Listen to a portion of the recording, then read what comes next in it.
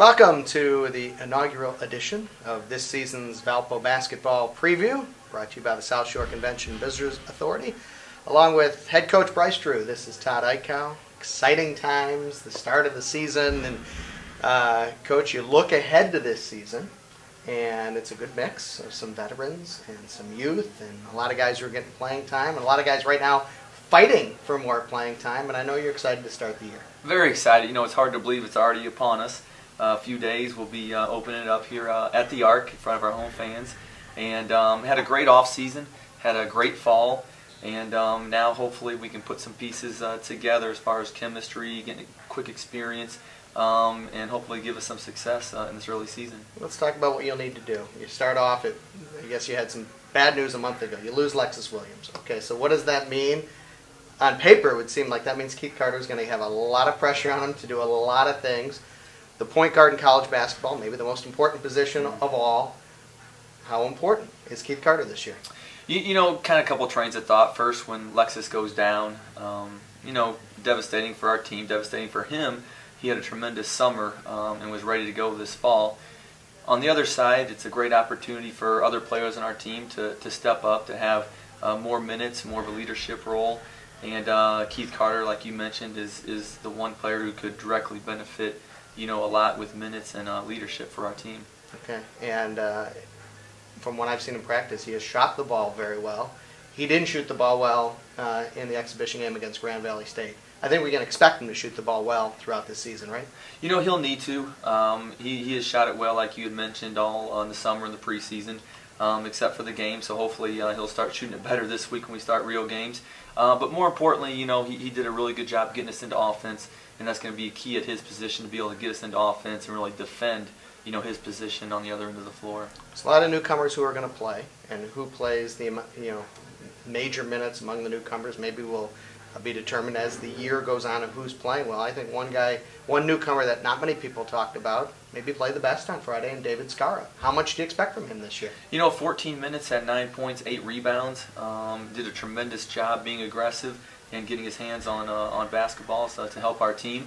You know, like any freshman, you know, there's ups and downs. He has some really good practices, and then some other ones that he's really going through some, you know, some growing experiences and getting better. So, you know, I think for the freshmen, I don't want to put too much on their shoulders right away and a lot of pressure, just because it takes time to get used to the college game.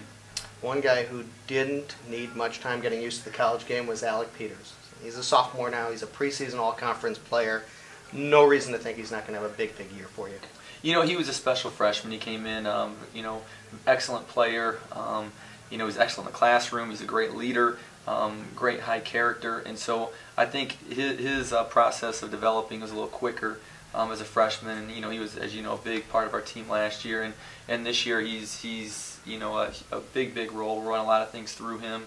And he'll also help us anchor the defense, because he rebounds very well on the defensive end.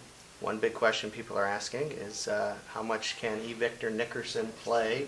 I think he might have played more against Grand Valley than you expected. And at times, especially defensively, he looked incredibly active, incredibly athletic, maybe a little raw offensively because he hasn't really played in a game in a couple of years.